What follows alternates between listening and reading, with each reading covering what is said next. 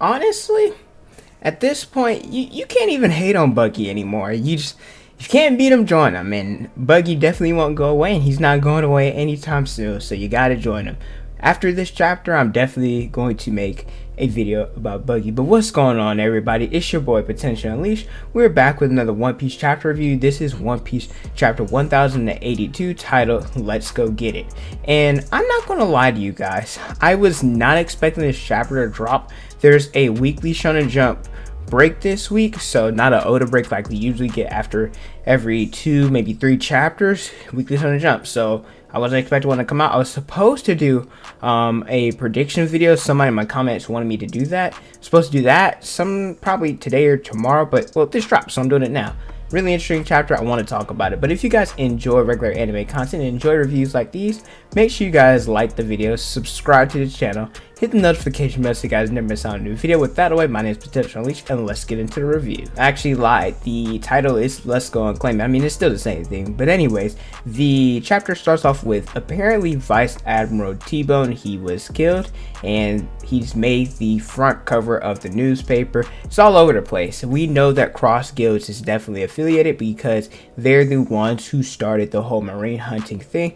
And I'm not gonna lie to you guys, I'm probably gonna make an in-depth video about Cross Guilds kind of soon. I say that, but I have a lot of videos I want to do. I had to erase my whiteboard where it usually keeps my ideas because I had a test to do, and I didn't want them to like think I was cheating or had anything on there. But anyway, and so I did not think about the danger of cross guilds like that. Like, I understood that different bounty hunters and different pirates would try to go after these bounties. Like, that makes logical sense. Pirates and bounty hunters, they're strong enough to compete against submarines, especially the lower level ones who have, let's say, like 1 or 2 stars, because hey, you can get an easy 200 mil by defeating one of the weaker marines. But I never thought about, like, Sengoku and Tsuru, they were having a conversation about it.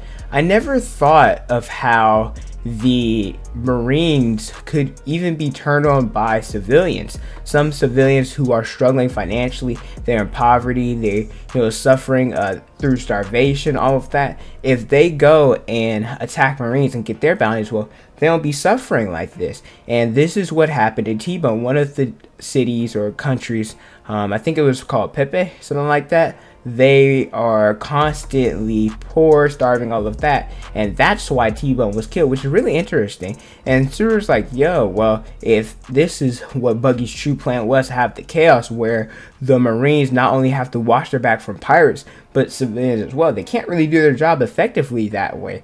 It's kind of crazy that Buggy thought this far ahead. He really is a mastermind, and we underestimated them. And Sengoku, he voices concerns as well through all this, and then he's like, yo, I want Garp to try this rice cake. I was like, okay, we're dealing with a lot, but I guess Sengoku did step down. And so we figure out where Garp went. I mean, we already knew, but they finally figure out by asking Hina, and she tells them, yo, he went after Blackbeard to go save Kobe. Everybody shocked. Is like, oh, well, he brought somebody with him, like, it's all good. And so we know that I thought that it was going to actually switch to that part, but we actually switched to cross guilds. Buggy, he is talking to the man that presumably killed Vice Admiral T-Bone, where he's talking about, yo, you've done all this, you've earned your money, you've made a name for yourself.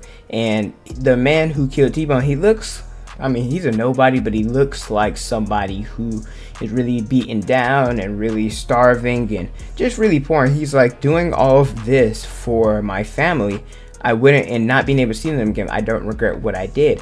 Buggy, he's like, well, somebody as famous as you taking out T-Bone, you're obviously going to have a target on your back, which makes sense. Bounty hunters don't necessarily care. They're just all about the bounties. There's always a target on their back. Pirates are pirates. But civilians, what are they going to do now that if they go after these marines? Because I mean, he was strong enough to take down T-Bone, but then what's next? There's people like Sengoku, like Garp, Tsuru, Smoker. Then above them are the admirals and Kobe as well, and the list could go on. But what are they gonna do? So Buggy, he offered him a position to be a pirate, a part of his crew, and everybody's like, yo, you get to work on a Buggy, all this, all that. Then we see Buggy's ship that is end up being prepared and is ready, and Buggy goes look at it, and Buggy's face is on the ship, and Buggy's like, ah, crap, because we already know that Mihawk and Crocodile, they're the ones that really came up with cross skills. Buggy just happened to be there, and he happened to get involved with them. And so the poster, it wasn't supposed to be Buggy on the poster looking like the leader, and so now with the ship like this, it's definitely going to be bad. And Mihawk and Crocodile, they say, let's go talk about this in the meeting room, and they end up dragging Buggy to the meeting room, beat him up, and they're discussing the plans for what Cross Guilds can be and their plans for the future. As they're discussing stuff, they're talking about how Cross Guilds gaining more notoriety, people are knowing about it, they want wealth, they want power and influence, and Buggy's like, that's it? That's all you guys are aiming for? And everybody's looking at Buggy like, ninja, because Buggy's on the wall. He's out there plastering. Buggy's like, well, this is what we actually should do. He said, I had a dream in the past. He said, look at, what Red Hair's doing. He's making his move, and we should chase after him, because in the past, Buggy, he originally had another dream that he gave up on. In the past, he said that he gave up on that dream because he saw Shanks's potential, and he knew he couldn't live up to that hype, couldn't live up to the expectations that everybody had of Shanks. And when he asked Shanks, is he going to, because we know they didn't go to Laughter, he's like, are you going to follow in Roger's footsteps, different things like that? And Shanks like, yeah, I'll, do that, you should come join me. And there's different interactions with him and Shanks where they're not necessarily seeing eye to eye. And the reason why him and Buggy don't see eye to eye is because, number one, Shanks said, yeah, he's gonna go to Laughter, or Rafto, my bad, that he'll go there, but not yet he made a change of plans, which is why, as we see now, we don't know why Shanks made these change of plans. Maybe it's because it had something to do with Roger's execution, but we know in I don't want to say the most recent, but probably within like the past 30 chapters, we saw Shanks talk to Ben Beckman saying, hey, it's finally time for us to claim it, talking about the One Piece.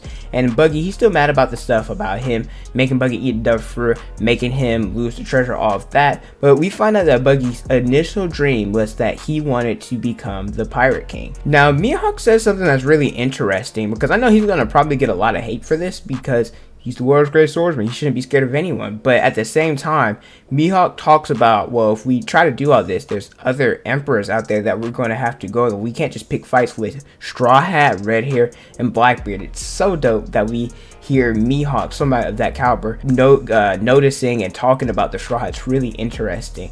But I agree with him, because besides Crocodile, besides Mihawk, if we're talking about in terms of strength, there's, I guess, Mr. 1, Buggy, Mr. 3, there's some, I forget Buggy's crewmates, but they're not that strong. We beat them at the beginning of the series, and even if they were to, level up now, it's kind of a little bit too late. Oda could write it that way, but at the same time, it just wouldn't make sense, at least for me as a reader. But even if Crocodile, let's say, and him and Mihawk, let's say they go against, for example, the Straw Hats, right? I know that Zoro's Mihawk's matchup, whatever, but if it's captain versus captain, well, Mihawk has his hands full with Luffy, and then Zoro, he have his hands full with Crocodile, for example purposes.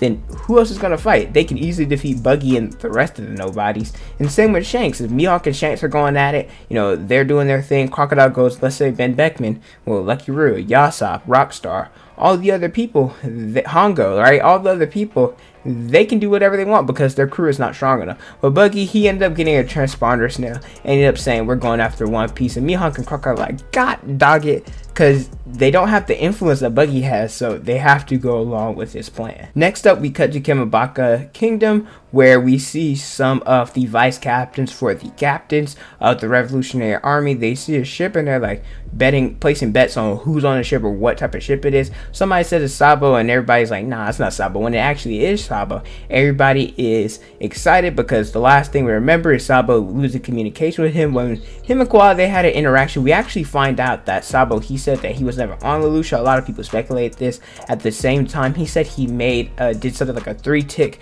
Think of like Morse code. I know like SOS is kind of like, I'm not gonna tap it, but it's like, I know how to do SOS, and it's he said, think of it as that type of nature. And I looked back before I recorded this in chapter 1060 to see if I saw anything that simulated or gave the example, I guess, that there was 3 words or 3 anything, and I did find something where it had 3 of the same type of wording, and that might be what Sabo was talking about. But Koala, she's in love with him, so she was sad that Sabo was fearing the worst and all of that. And everybody's welcoming him back, and he talks to Dragon, Ivonkov, and himself at this round table. The reason why he's there is because he said that he can't say this with any of the other captains here, because he said if you hear this, your life is basically in danger. And they also mentioned Kuma, wanted to bring that up because we know Kuma, he fled towards Mary Joa, and Dragon was like, yo, he probably had something built into him that's forcing him to go back there.